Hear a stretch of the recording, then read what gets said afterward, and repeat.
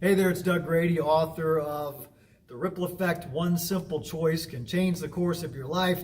I'm close to home for a change at the Cobb Galleria Convention Center here in Atlanta, Georgia, and I'm speaking to a group of entrepreneurs who are all part of a community which they call the maker and micro community. These people are mostly solopreneurs, and they make jewelry and other small items to sell mostly through Etsy, which you've probably heard of. It's a massive organization for small solopreneurs to expose their items and sell their goods online and create a niche for themselves. And some of the people I will speak to are very successful. Some are just starting out and some are somewhere in between.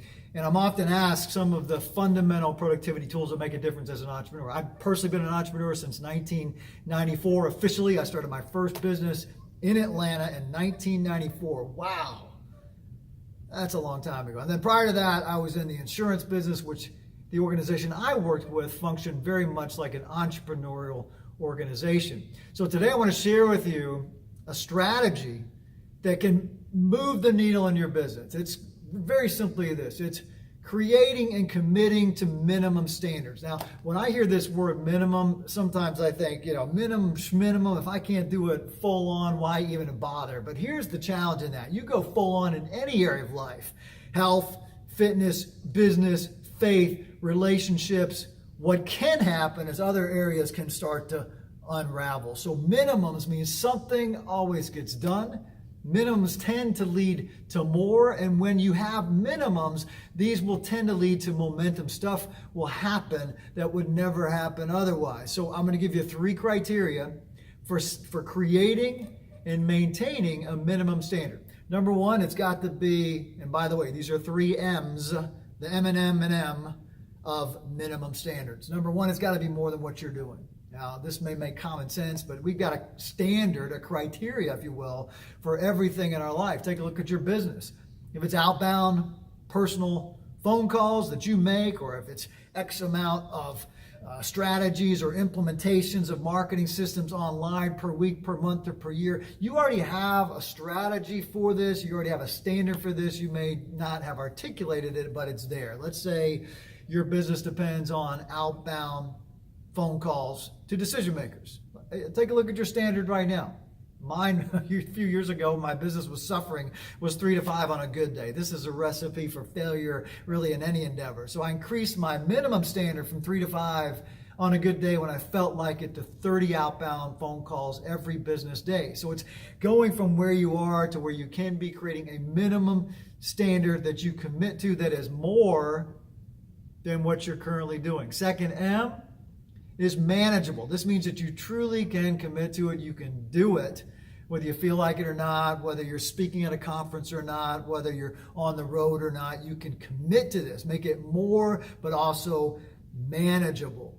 So I recommend that you don't necessarily try to go from 0 to 60 overnight, because this could be unmanageable, undoable. You go from 0 to 10, or 10 to 20, or 20 to 40.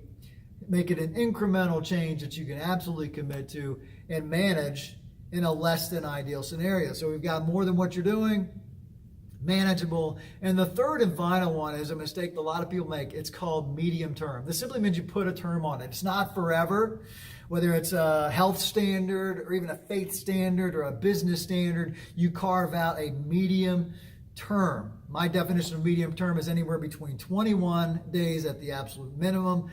Some studies years ago said that's what it takes to create a habit. There's been some redocumentation of this recently, if you've read the book The Power of Habit, or other studies in that area. But minimum of 21 and a maximum of 90. So here you have a term, 21 days. There's, I think, a 24-day fix or a 21-day fix. My wife and I did a 30-day cleanse. We have a program called 40 Days of Focus, in which case you engage in a discipline every day for 40 consecutive days. You've probably heard of 60-day programs. P90X, there's a lot of energy around this. 66 consecutive days, if you've ever read that book, The One Thing, or more recent studies on how habits are created. Whether this creates a habit or not is not the issue here. The question is, you've got a beginning and you've got an end. New Year's resolutions don't work because the term is too long. It's very difficult for my brain to say, I'll do this or I'll be this every day for 365 days. What's much more conceivable and more plausible for our brain is, I'll do this for 21 days or 30 days or 40 days or 6 weeks. Right now, my wife and I are about 7 weeks into a different type of eating called a keto plan. That's pretty easy to research if you haven't heard of it. And we're paying attention to the impact of the 7 weeks. We'll commit to 9 weeks and we'll go from there. So you've got your 3 M's: more than what you're doing, manageable, and medium term. You carve these off for your minimum standards and watch what happens in that term, and then go from there. At the end of 40 days, in the case of 40 Days of Focus, in the case of a 60-day program of P90X, a self-induced 6-week prospecting blitz where you're going 20 to 40 calls every day, you get to choose the game you're playing, and then you pay attention at the end to say, what has happened and where do I go from here? As an entrepreneur, I challenge you to up your minimum standard, make it more, make it manageable, make it medium term, and at the end of that term, go from there. Doug Grady out. One simple choice can change the course of your life. Choose simply, choose powerfully. If you don't have a book by now, choose Amazon and pick it up, and choose now. I'll see you next time.